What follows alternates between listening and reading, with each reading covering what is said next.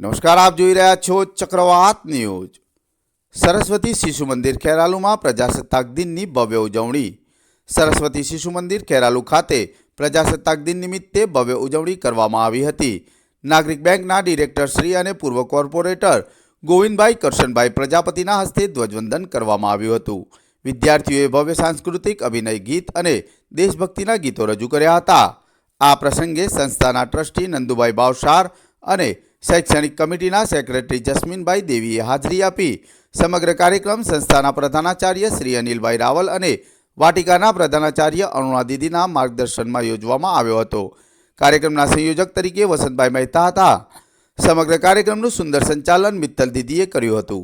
आ राष्ट्रीय पर्वनी उजवणी माटे समग्र स्टाफ सहयोग रह्यो हतो।